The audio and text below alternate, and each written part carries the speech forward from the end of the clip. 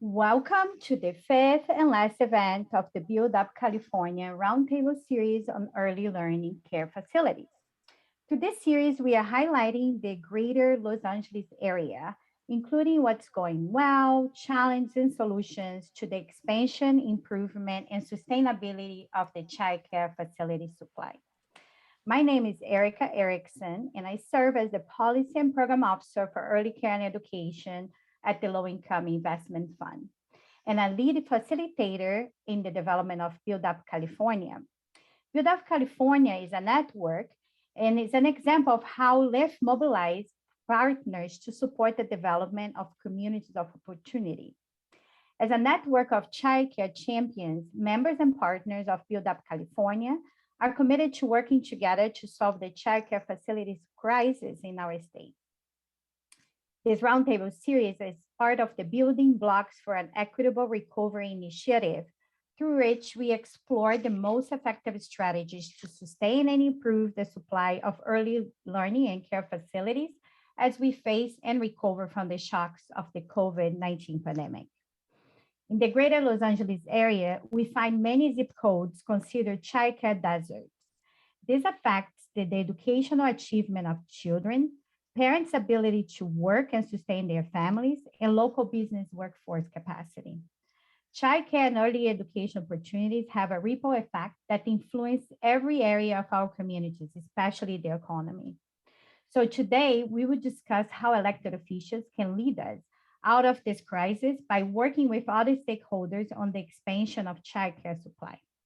Before we kick off the conversation, I would like to remind you about some logistics. Si desea escuchar este evento en español, hágalo clic en el icono de globo terráqueo en la parte inferior de la pantalla. Gracias a María José Araújo por trabajar con nosotros en estos eventos como la intérprete. I would like now to introduce our moderator for the discussion, Jess Guerra. Jess serves as the Government and External Affairs Manager for the Child Care Alliance of Los Angeles. In this role, she strengthens the agencies and their members' capacity to advance state and federal policies that sustain a childcare system responsive to the needs of underrepresented children, families, and the childcare workforce. The Child Care Alliance, LIFT, and Build Up California are members of the California ECE Coalition. So I have the pleasure of seeing and working with Jess often as fellow members, and I'm so glad that she's here with us today. So thanks for joining us, Jess, as the facilitator for this important conversation. I'll pass the mic to you. Thank you, Ericka. I'm excited to be here and start this timely conversation with our esteemed guest speakers. Childcare is a historically under-resourced and fragile infrastructure that has been severely weakened by the COVID pandemic. One of the biggest challenges that the field has faced this year is recovering from the severe impact of the pandemic, a severe impact that is grounded in lack of wages and resources, social distancing challenges, reduced enrollment, increase in care for school-age children, and health concerns for our providers, many of whom are older, women of color, and living in poverty level wages. Now more than ever, we've come to recognize that childcare is essential for working families, the education and healthy development of our children, and our overall economic mobility and prosperity, especially that of families and childcare providers.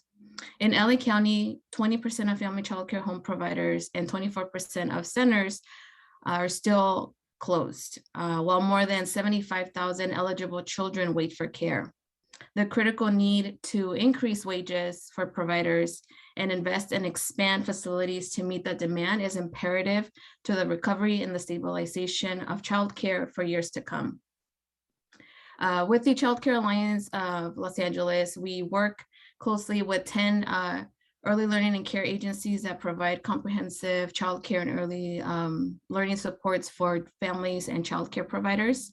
So during the pandemic, we've partnered with the City of Los Angeles as well as the County of Los Angeles through the COVID ECE response team to support essential workers with emergency childcare, as well as our other essential workers, our providers, with supplies, stipends, and other supportive services. And we are continuing to commit ourselves to advocate with our member agencies as well as our community stakeholders, and of course our elected officials from the local to federal level to continue uplifting the need for childcare, especially for those historically disenfranchised across LA County, to really ensure that we have a mixed delivery childcare system that meets the needs of the whole child and whole family, while also uplifting the value and recognizing the value of all ECE professionals.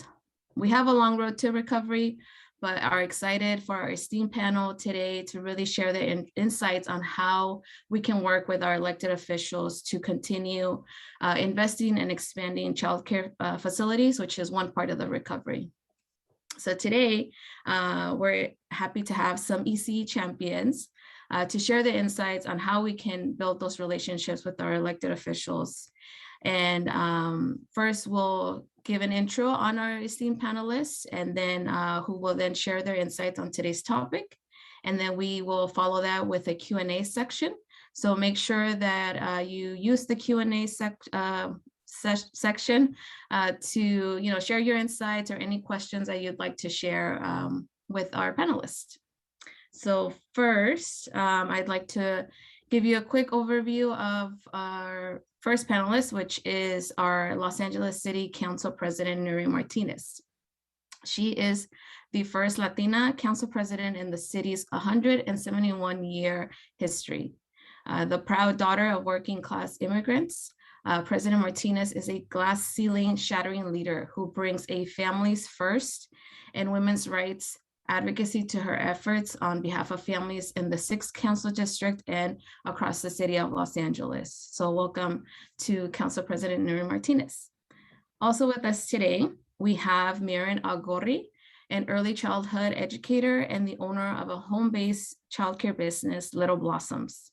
Miren is a leader in the field, serving as a member of Childcare Providers United, and is also on the state's ECE Council, Early Childhood Policy Council. She has worked tirelessly over the years to advocate for those children and families so that they receive the support required so they can also thrive. Miren has also mentored and guided other immigrant women on the process of becoming small business owners. So again, thank you, Miren, for being here with us. Next, we have Shelly Masur. She is the California State Director at the Council for Strong America. She works with various stakeholders to promote evidence-based policies and programs that enable kids to be healthy, well-educated, and prepared for productive lives. Shelly served on the Redwood City Council and the Redwood City School Board for many years. She was voted one of the 100 most influential women by the Silicon Valley Business Journal for her work in education. Welcome, Shelly. And to complete this stellar panel, we have Kim Kruckel, the Executive Director for the Child Care Law Center. The Child Care Law Center is the only organization in the country dedicated to childcare law, and for more than 40 years, their team has worked to make childcare just and inclusive.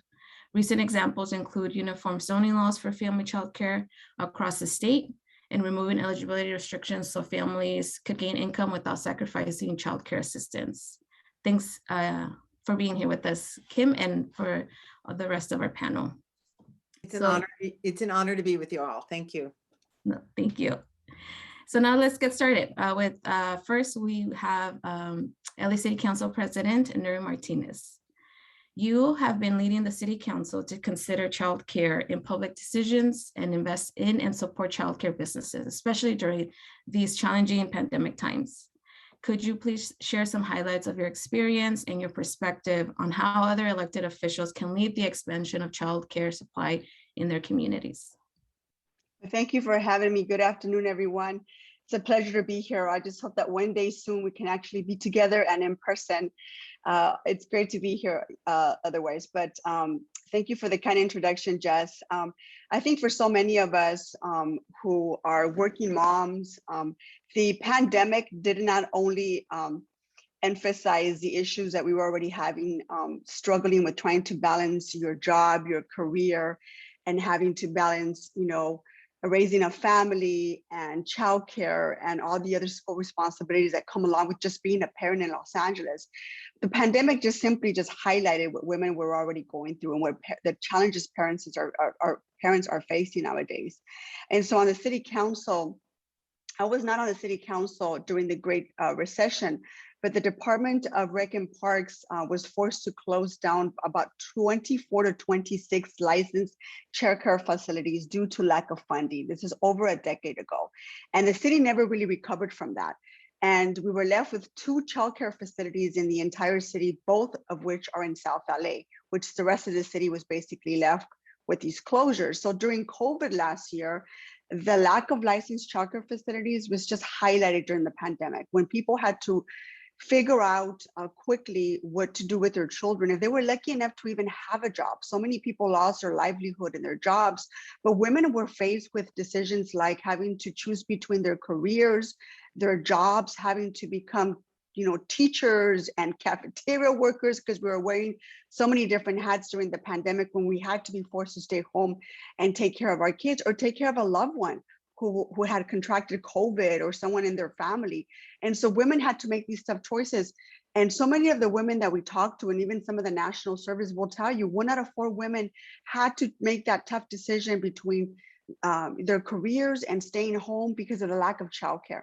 And so that was just something that continued to come up, whether we were seeing women on some of our pantry food giveaways or when we were distributing diapers or baby formula in my district. So many of the women were saying the same thing over and over again. The lack of childcare is really making it very difficult for me to go back to work. So when we got the first round of federal funds called the CARE Act money through the American Rescue Plan, what I did was, dedicated about $30 million of that pot of money to childcare stipends to make sure that families who were left with very little or had reduced hours at their job had enough money to be able to pay for childcare, whatever was left. I also wanted to focus on our parks because so many of our parks were sitting empty, yet our employees were still sort of showing up to work and do what was needed of them. I wanted to turn our parks into alternative learning centers. And what we did is we turned 50 of the neediest parks in the city of Los Angeles into alternative learning centers, basically mini schools. We couldn't accommodate more than 25 students in gymnasiums, but what we did is we tweaked all of our gymnasiums into these little learning hubs where parents were able to drop off their kids at 8 o'clock in the morning. We were able to provide 3 meals a day for the kids with working with LAUSD, and then the parents were able to pick up their kids by 6 o'clock in the afternoon. They had city workers there helping them log on to school every day. They had city workers helping them with homework. We had after school programming for them. And that went a really long way for parents to be able to find a safe place to drop off their kids. We also want to make sure that we targeted elementary kids because so many of our young children were not logging on to school, mainly because they had lack of Wi-Fi, access to lack of internet service. A lot of our kids didn't really know how to operate an iPad or a computer. So having them at our local parks really went a long way. The other thing we did was launched a partnership with the YMCA, and it was called Feed LA. And we wanted to also allocate dollars towards addressing the food insecurity around these community centers and around these parks, because so many of our families were standing in long lines to receive a box of food every week to just be able to make ends meet. And so we allocated an additional $1 million towards that effort. We also turned these YMCA centers into resource centers for the kids. We wanted to make sure that they were providing free Wi-Fi. We wanted to make sure they were getting tutoring and academic support for the thousands of kids that actually go to LAUSD and also participate in the WISE activities. And we wanted to turn them into resource centers. So we want to be able to provide an entire family with counseling, with flu shots, with COVID shots, with vision screenings, with dental screenings, so that the kids did not, since they weren't going to school and accessing a school-based clinic, we wanted to make sure there was a community center nearby where they were able to do all this. And in last year's budget, we were instrumental in allocating $20 million towards going back and revisiting our our licensed childcare facilities that we had lost over a decade ago. So the city council was able to put aside $20 million to be able to restore some of these licensed childcare centers. $16 million of those $20 million are going towards refurbishing these childcare centers and being able to bring them up to standard. The rest of the money will be used for operation to make sure that these facilities have the dollars to hire their staff and staff them up correctly and keep them going. We need to add to this network of licensed childcare centers in our city. We used to do it really well. And so many of our families depended on these local community childcare centers that were hosted at some of our parks. We need to get back to that. So many of our families are struggling to find quality childcare centers, but also the affordability is such a huge, huge factor in how we're going to be able to get people back to work. Women have to go back to the workforce and they have to find quality, affordable childcare. So many of the women that I talk to and in my endeavors in working with some of the national organizations on how we're going to bring women back to the workforce has to be addressed through childcare, through flexible working hours, giving women the actual flexibility to be able to work from home if they can, be able to come up with their flexible working hours where they can meet the demands of their families, have affordable and quality childcare in their neighborhoods, be able to deal with this wage gap that so many of us continue to advocate for. And so these are just some of the barriers that continue to make it difficult for women to go back to work. So we need to expand on our work. I think electing more women to local office and state legislatures are a key. I think we'd absolutely lead in a different way when we're part of these huge legislative bodies. We bring up actual day-to-day issues that I love my male colleagues, but women lead in a different way. We think very differently. We are solution driven.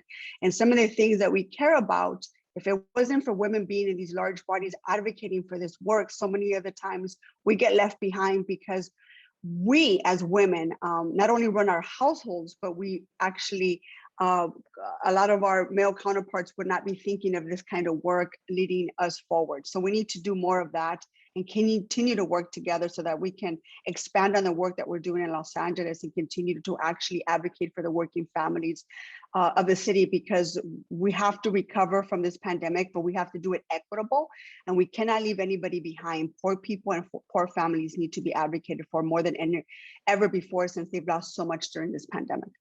No, thank you for your insight and for your continued leadership. You really, truly have been a gem, especially at the city council level, along with your colleagues. I know that at the Alliance in particular, we were privileged enough to work alongside you recently as the city provided $10 million in emergency childcare for essential workers, which has been such a tremendous help for a lot of Angelenos. And really to your comment about more women in power, wholeheartedly agree.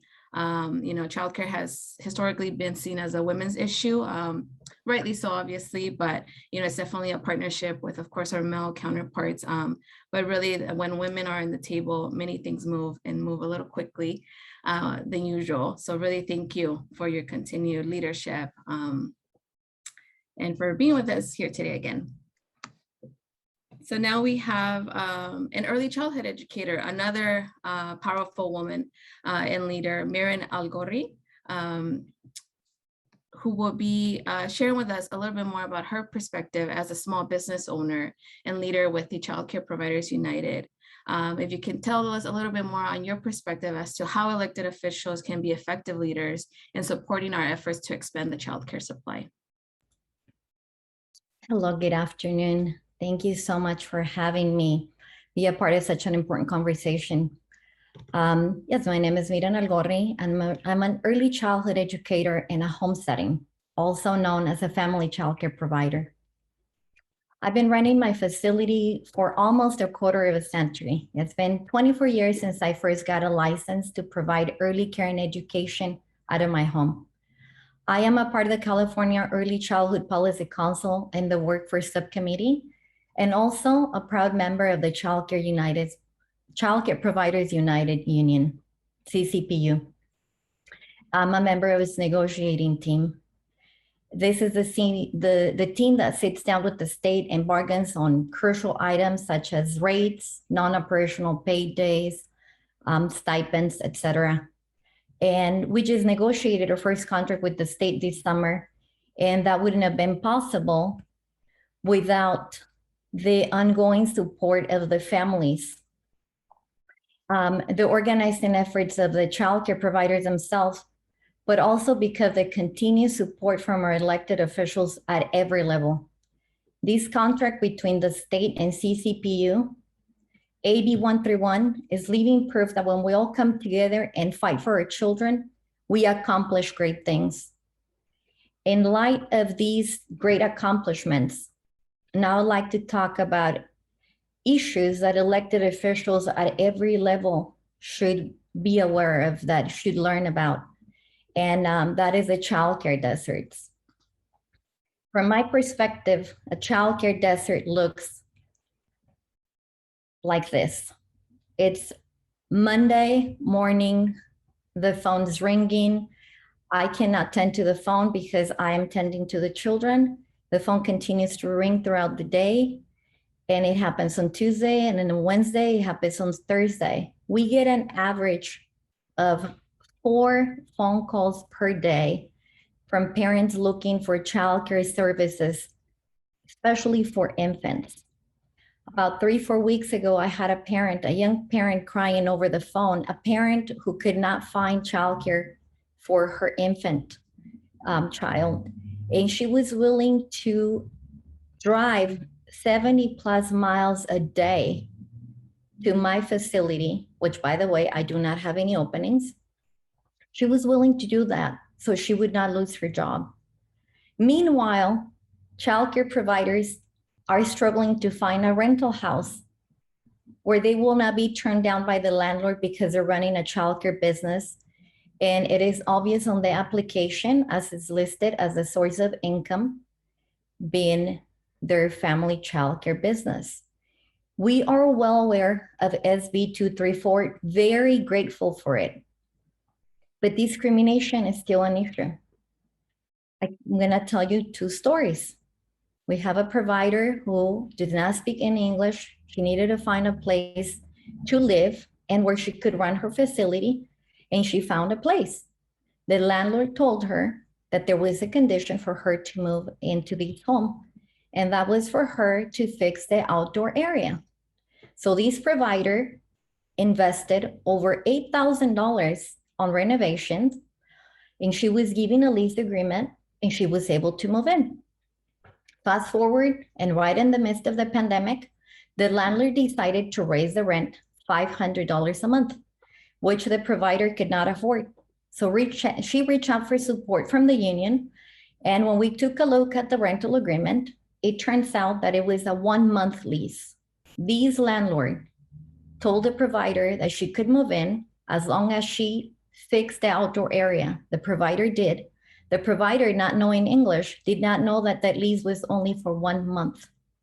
This family childcare provider wants to serve the community. She wants to help mitigate the childcare deserts.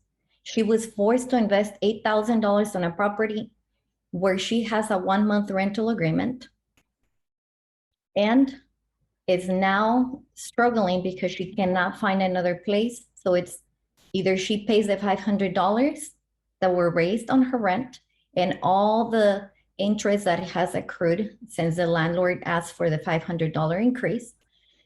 And so that's one story. We have another provider. We have countless, but I'm going to focus on these 2. Another provider who's a single parent of 4 children. She was told by her landlady one day that she did not feel comfortable with her running her childcare facility in the home anymore. And so the provider started searching for a home, searching for a rental. She called countless places and she met with 10 possible landlords, landladies, and she was turned down every single time. When she finally found a quote unquote good landlord, they met, they came to a verbal agreement. And when they met up to sign the contract, the landlord told her that running a family childcare home was a liability. Therefore, he was requesting a 2-month rent deposit instead of 1, and of course, the first month rent.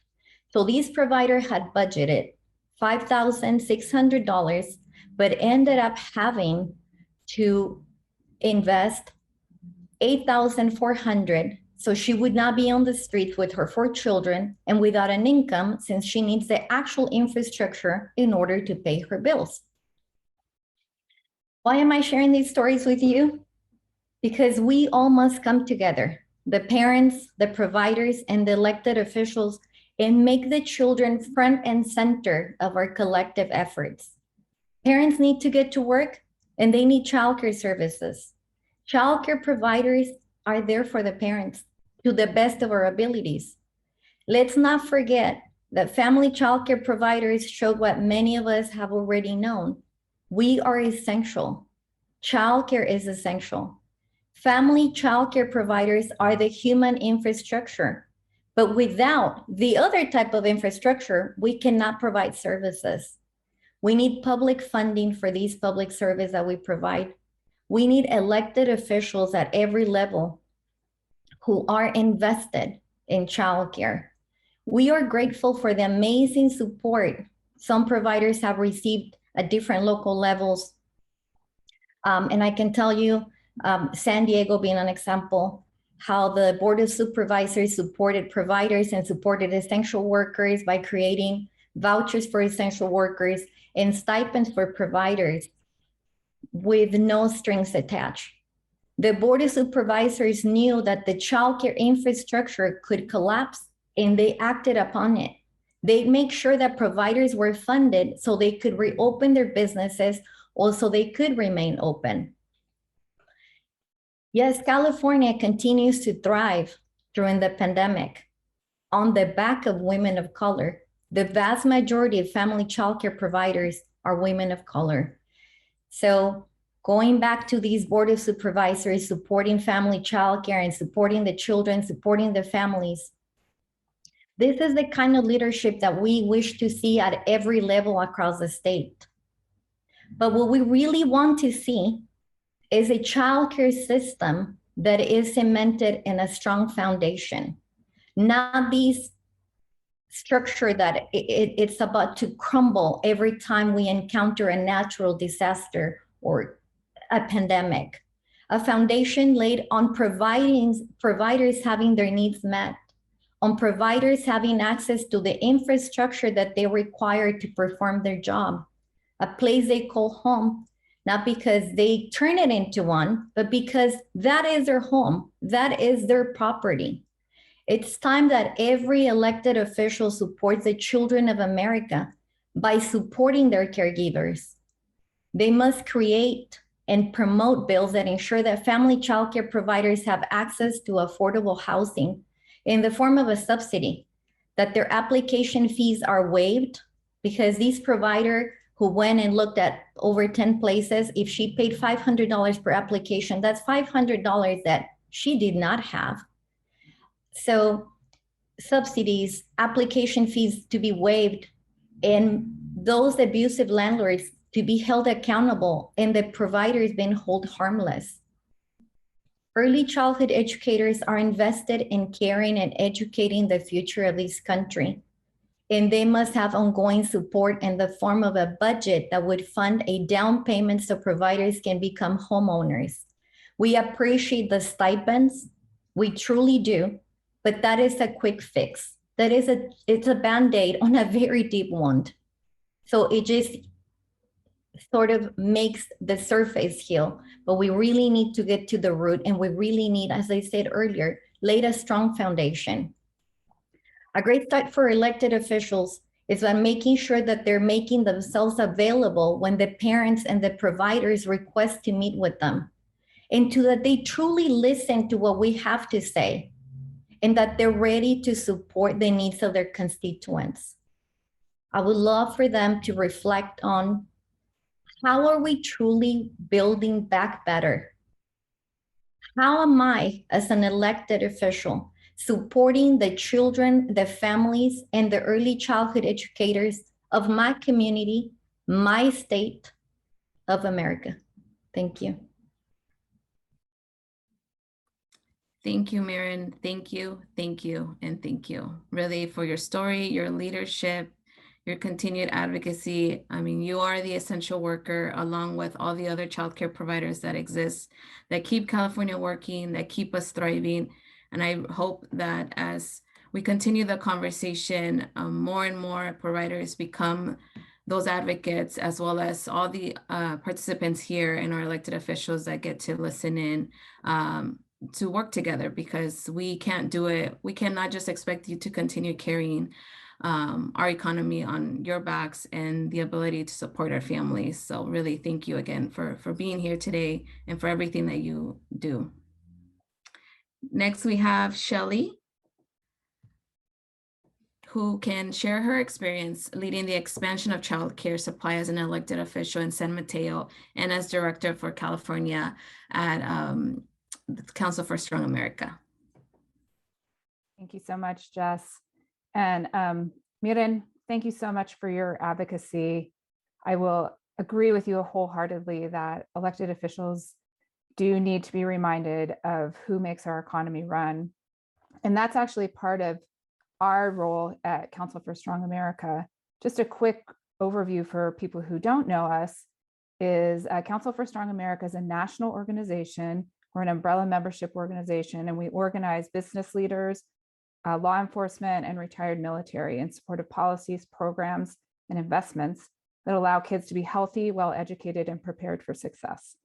So to the point, both Council President Martinez made and Miren made, the Council for Strong America's research agenda has really done a lot of work around early childhood and access to early childhood. So I'll just give you a few figures from our research. One is pre-COVID, we released a report in 2019 that found that the lack of access to childcare just in the 0 to 3 range costs the US $57 billion a year in lost wages, tax revenue, and business revenue. In California alone, it's between 6 and 9 billion. And so we know that it's gotten worse under COVID, and we know and understand that childcare is the backbone of our economy. We've recently released a report on women in the workforce, and we actually earlier this year released a report on home-based childcare providers and the fact that, again, pre-COVID, they contributed $1.4 billion to California's economy. So many thanks. Beyond just the thanks for Miren's advocacy and work, many thanks for helping contribute to a strong economy in California. So as you heard, I'm also a former city council member, and I served on the city council in Redwood City, which is actually Northern California. We're in the Bay Area, about 85,000 residents at this point. We've grown a lot in the recent years. And when I was elected, I had a kind of a three-pronged approach, and I was reviewing Council President Martinez's bio, and I note that we shared some issues that we care about. So my concern was for maintaining a diverse community. And so I had a three-pronged stool for that. One was raising the minimum wage faster than the state, because we know that wages are a critical component of families being able to stay in their homes. Two was increasing access to affordable housing. And three was increasing access to affordable, high-quality childcare. So part of that meant looking at our community and sort of trying to understand what was contributing to the lack of affordable, high-quality childcare in Redwood City. A huge part of that was the facilities issue. So we knew we had to make some progress that way. Our council prioritized children and families as a goal. And that's one thing I would say to you all, as you're thinking about talking to your elected officials, ask them where in their priority list are children and families. And our president and CEO, Barry Ford of Council for Strong America, says elected officials, and I agree with him, do a great job of talking about how much we care about kids and families. But when you look at the actual investments that are made, that's not where we put our money. So that's the first piece. Start talking to your elected officials about where children and families lie in their priority. So once in Redwood City, once we did agree that children and families were one of our top 3 priorities, that message started getting out to people who were coming into our city. Like I said, we grew a lot. And part of the reason is we had a lot of development coming into Redwood City, both in housing and office space. The developers started hearing that our priority were children and families, and that meant childcare. And so what we started getting from developers were proposals that included childcare within whatever kind of facility they were building, whether it was an affordable housing for seniors, which just actually opened earlier this year, which had childcare on the ground floor, or a large mixed-use development, which will bring in, it hasn't been built yet, considerable new square feet in office space, a significant number of new housing units, both affordable and market rate, and then 10,000 square feet for childcare. The developers dedicated that space to childcare. They're going to build it out. Providers know, who run centers, that one of the costs of when you move into a space is making it appropriate for young kids. And so they're going to build it out, and then they're not charging any rent for 10 years. So that piece alone will allow us to provide more childcare for more families in Redwood City. And there are some additional efforts like that that are coming.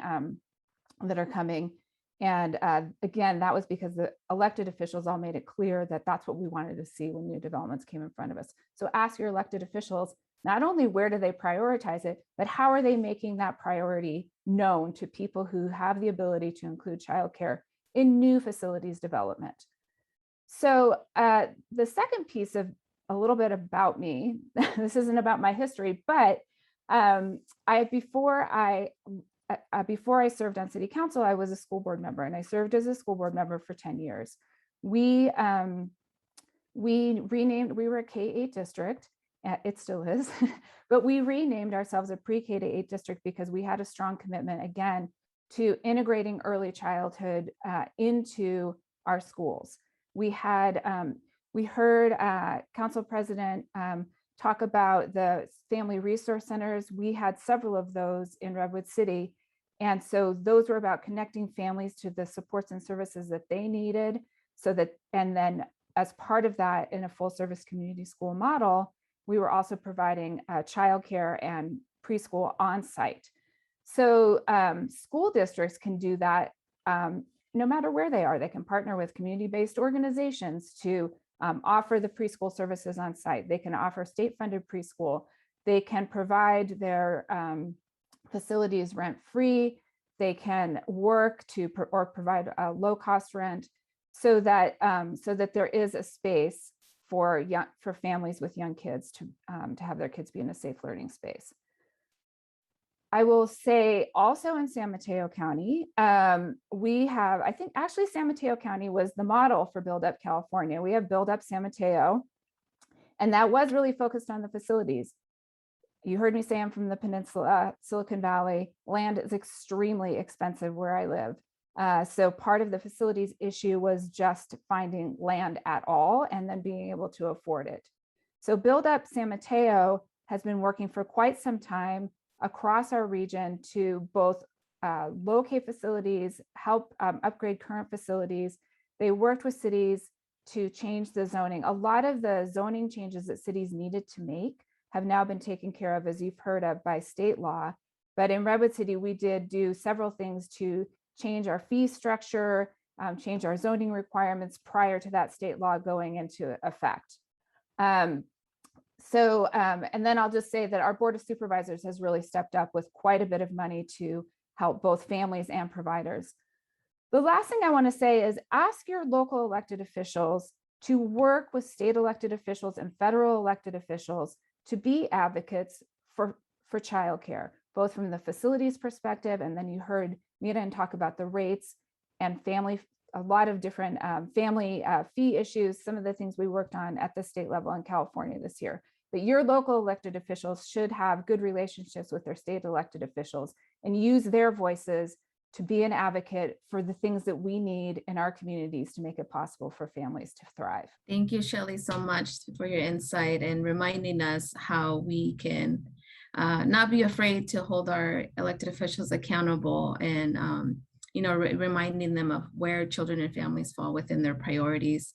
And also understanding that it's not just city council members that we need to advocate to, but really how do we work with our school board as well to support, a birth to 12 spectrum for our families, because education starts way before kindergarten. So thank you. And now we have Kim Kruckel. again with the Child Care Law Center, who will share a little bit about the work with the Child Care Law Center, how they've engaged with elected officials in changing policies related to child care, particularly one recent win, which is SB 234. So Kim, take it over. Okay. Hello, everybody. I'm going to share my screen and offer a PowerPoint to everybody. Okay, we're good, right? Okay, yes. My name is Kim Kruckel. I am a passionate childcare advocate. I have been a childcare advocate since my own children attended family childcare when they were 3 and 1, and that was in very close to 30 years ago. I know I don't look that old. So the Child Care Law Center, we educate, advocate, and litigate to make childcare a civil right. And that really includes tackling many of the racist laws that our government has allowed to exist for hundreds of years. And that's why I'm so excited to be here today with all of you to talk about how elected officials can help us make a change. I'm going to do 3 things today. I'm going to tell you a little bit about SB 234, the I named it wrong in the slide here. Keeping Childcare Close to Home Act. I'm going to teach you a little bit about what that law does. I'm going to show you a little bit about how zoning laws are rooted in racist policies dating back to the Reconstruction. And then I'm going to show you a little bit about how you can help make SB 234 a reality in our towns today. So just as an introduction, I'm going to share with you a short clip. It's about 1 minute long of some family child care providers in the town of San Rafael who were suddenly hit by big permit fees and business license fees from their local city government. And with the Child Care Law Center advice, they said the only way that the city will pay attention to our issues and to this problem was to barge into a meeting they're having. We went there the next very day. I want to say thank you for my fellow daycare providers. They're right here, maybe about 30 of us. And it was amazing because the city council stopped and they listened to our requests. We actually got to talk to the microphone, and having that experience was fantastic. Our cities do not understand how we operate, and we are forced to pay for very high fees.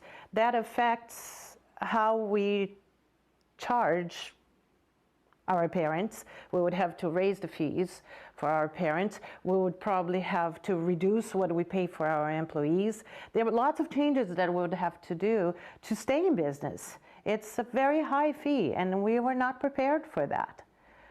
The Child Care Law Center was extremely helpful in our effort to update our ordinance on child care.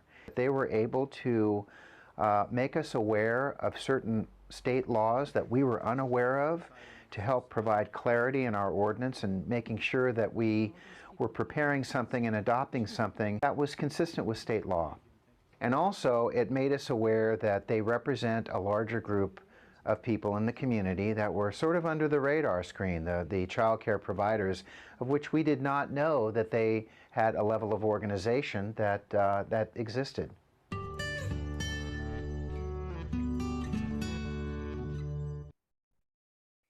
Okay, thank you for that, Paulo.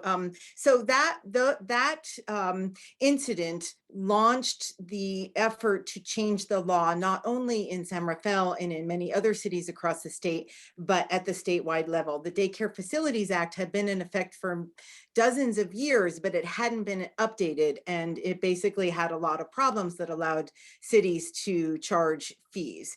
So that is how the Keeping Child Care Close to Home Act got initiated, through child care providers meeting with their elected officials in their local town. And then here you see a picture of them all up in the state capitol with Senator Nancy Skinner, and they took the idea to her to make a statewide law restricting cities' abilities to zone for family child care.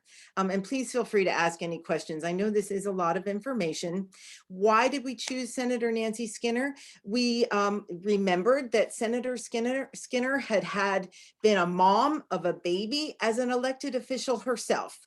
She was in UC Berkeley and she got elected to the city council, and she had a baby that used to be crawling around at the city council meetings. So we knew that she was a champion who really understood a lot of the history and issues facing families. So we went ahead, we got SB 234 unanimously passed in the entire legislature. And there are 3 elements of it. Number 1, cities may not require zoning permits or business licenses for family childcare in any city in California. Family childcare can be licensed in any residential dwelling whatsoever. That's apartments, condos, duplexes, whatever. Family childcare must be permitted. And thirdly, fire departments may not charge a fee in order to complete the fire clearance inspection that is required. Fire clearance is required, but they can't charge a fee for it. So these are basically doing away with the right of any city or any county to enact any zoning requirements on family childcare. So I'm going to go make a slight shift now before I launch into how you all and how our elected officials can help us make sure that our cities are promoting childcare. Cities enact zoning ordinances to affect family childcare as well as childcare centers. So what we're about to talk about is something that elected officials can do to really promote childcare, no matter what the setting. Oops, I have my slides backwards here, so sorry. There's a really great book called The Color of Law by Richard Rothstein. And very early on in this book, he explains how the zoning policies that we are so familiar with today, limits on parking spaces, whether or not there can be single family homes or multiple family homes, limits on noise and lighting and traffic. Richard Rothstein explains how these zoning policies are actually rooted in our government's efforts to prevent African Americans from Reconstruction on from living near a middle-class white people in this country. And in the 1910s, they started promoting zoning ordinances that would only allow single family homes. And in the 20s, our president at the time established an advisory committee on zoning. That was the first initial advocacy for zoning ordinances for cities. And although the policy did not list or name racial segregation, the committee members were composed of outspoken segregationists whose writings demonstrated that race was one of the bases for their zoning advocacy. As time went on, it became more and more obvious that city planners could use zoning rules in order to get and not reference race, and in order to get around progress in laws that was outlawing racial discrimination. And I'll just wrap this up by saying that the city of Berkeley is one in California that is ending all single family zoning by the end of 2022. So to wrap up, I'm just scrolling through here a couple of more specific examples of SB 234, our statewide law. So far, 113 cities, excuse me, that's a mistake too. 113 cities are partially compliant, 18 counties are partially compliant, and we have I think, I'm not sure if this link is live here. It is live. Nope, no, that was probably a mistake. We actually have a full compliance spreadsheet, which I would love to encourage people to help us complete by emailing our family child care advocate, Tony Robertson. Because the SB 234 legislation does not have an enforcement provision. So it's up to all of us to inform our cities and counties, hey, you need to get this, you need to update our zoning ordinance so that we're compliant with the SB 234 and keeping kids childcare close to home, and also getting rid of some of our discriminatory zoning laws. So with that, I will close. Thank you, Kim. And again, thank you so much for the work that the Child Care Law Center has done, particularly the transformative work that SB 234 is, and hopefully many other elected officials can learn from this and carry the work forward. So thank you. So now we will move on to Q&A. We do have a few questions, so I do welcome the panelists to come on screen so we can discuss. And let's see. So, oopsie, give me 1 second. So first question for Shelly. Question is, how can developers help develop spaces for family childcare providers and not just center childcare spaces? I have to say, I don't really know the answer to that question, other than I think if they're building SIMs, and I'd welcome Council President Martinez also to weigh in on this, but I would think if they're developing some of the smaller places like a duplex or a fourplex, to be able to dedicate some space to a family child care provider. But with the larger developments, they are going to tend to devote larger spaces. So it's not necessarily obviously conducive to family providers. What do you think, Council President? Do you have any thoughts on that one? Yes, most of what we get negotiated in terms of my personal negotiation on how to deal with developers. I hear a dog. Is that someone's? Okay. Is also negotiating the affordability of units. And so in doing so, whether you're dealing with an affordable housing developer or a market rate developer, there are certain leverages that that local municipalities have in terms of zoning, rezoning laws, in terms of,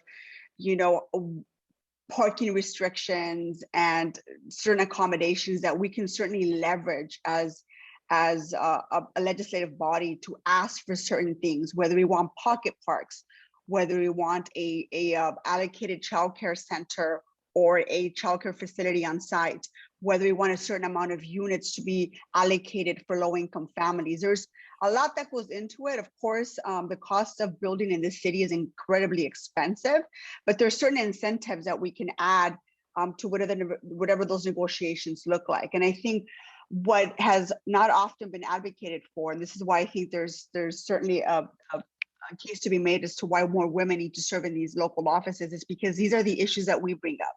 Pocket parks, there's food deserts in my communities, or childcare deserts in my communities. We're park poor. These are all things that are important for families, especially for low-income families and communities of color. We shouldn't have to go outside of our communities to drop off our kids on our way to work. We shouldn't have to drive outside of our communities to go look for fresh food and groceries. And we shouldn't have to leave our communities to go take our kids to the park on a Sunday afternoon. These are all things that every community deserves, and particularly communities of color. And it's why my focus as council president has been this family first agenda. How are we going to finally advocate for families in this city? And these are the things that we negotiate when developers want certain things. They want certain height limitations.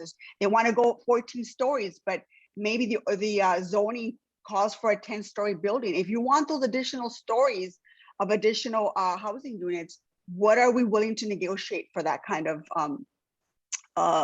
leeway or zoning or rezoning changes that they're asking for?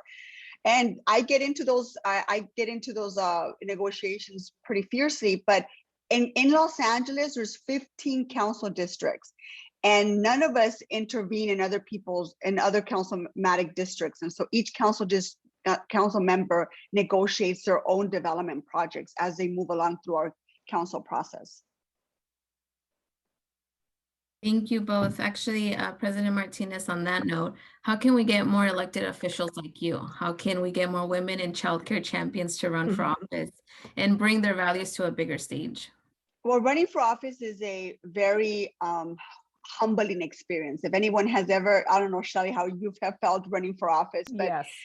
Women, it's not an issue of finding or looking for women. The women are there. In fact, all of you are qualified to run for office. The issue becomes this pipeline that women should start to funnel into. And I talk about a pipeline, I talk about a bench.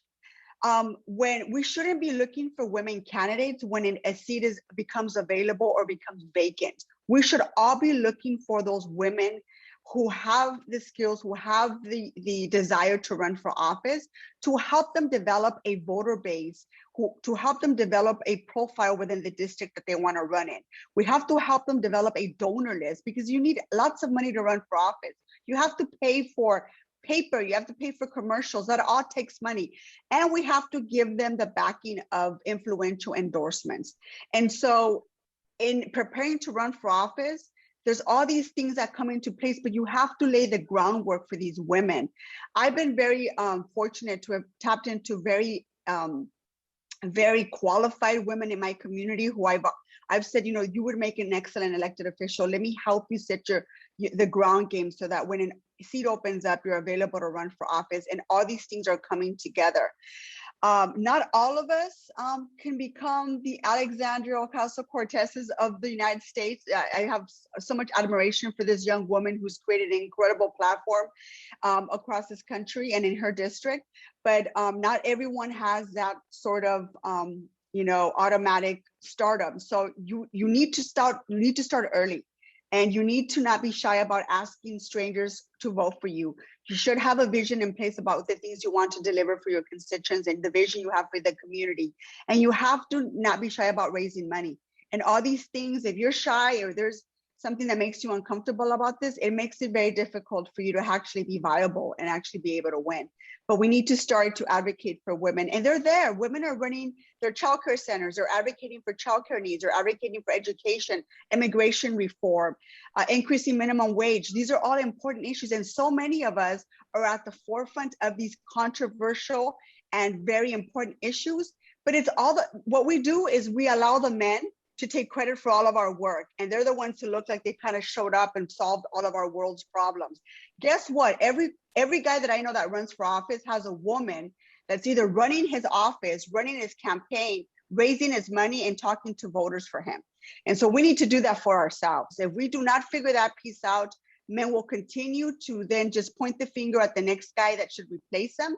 And the women will be running around looking frantically for the next women candidate without laying the groundwork. We need to do it now. I 100% agree with you. I think we might both be emerge grads, but but the other thing I wanted to add to that is, and I put this in the chat, and then when those people run for office, pay attention. If you're a child care advocate, you need to know who's running for office and you need to get behind them and you need to help support them. So all those things that Nury just mentioned, you need to be able to get out there and walk for them, call for them, do the things they need to do to run a winning campaign. So this question is for Miren. Could you share some of your strategies, partnerships for families to find your services? They have openings and are located in a high need area, but are surprised as to the struggle they have in enrollment, and our wait list is disappearing during the pandemic. We, as union members, we have Karina. Karina is a platform that allows working parents to look for childcare services within those union providers and look into your local R&R and word of mouth. Quality childcare, parents appreciate it and they let their colleagues, their friends, their family members. But those are mainly the platforms we use. Karina, our R&R and word of mouth. Thank you for that question. Thank you. And for those of you, just in case you're not familiar, the Child Care Law Center does represent 7 registered referral agencies across LA County, as well as 10 alternative payment agencies. So if you're interested in finding your local R&R, you can always go to our website, and it's based on zip code. So I'll put the link on the chat. But other than that, thank you to our panelists. Unfortunately, our time is up. Really thank you all for sharing your expertise, your insight, and just really happy to see the leadership that we have here at the local level and across the state. I hope everyone enjoyed today's conversation and has learned a lot and will carry this work forward. So really thank you to Ericka as well as the rest of the Build Up California team for hosting this informative roundtable. And on behalf of the Child Care Alliance, I really just want to say thank you. And we continue to look forward to working with all of you as we advance a child care system that really meets the needs again of our families and our childcare providers, and is able to expand the childcare supply across LA County. So Ericka. Thank you so much, Jess. And for the questions that were not answered, we are going to have a Q&A document on our website as a follow-up in the upcoming weeks. We are going to give an opportunity for the speakers to answer, and you're going to receive the link to it in a follow-up email. So a big thank you to all our speakers. So honored to be here with all of you. LA City Council President Nury Martinez, what an honor to have you with us. Miren, Shelly, Kim, you are brilliant leaders, and I'm very proud that we have such powerful women in leadership positions in our state. I'm looking forward to working with you on moving our child care and early learning field forward and ensuring that every child, family, and community has access to opportunities to thrive. I want to thank our sponsors, Heisen Simon Foundation, First 5 LA, our supporting organizations, County of Los Angeles Office for the Advancement of Early Care and Education, the County Child Care Planning Committee, the Child Care Alliance of Los Angeles, Child 360, and Advancement Project for your support. This is the last event of our Roundtable series. The recordings of all of them will be available on our website and on our YouTube channel. Yes, we have one. If you'd like more information about our work, please visit our website or send us an email using the forms there on our website. Thanks again. I hope to talk with all of you soon, and the work continues. Thank you.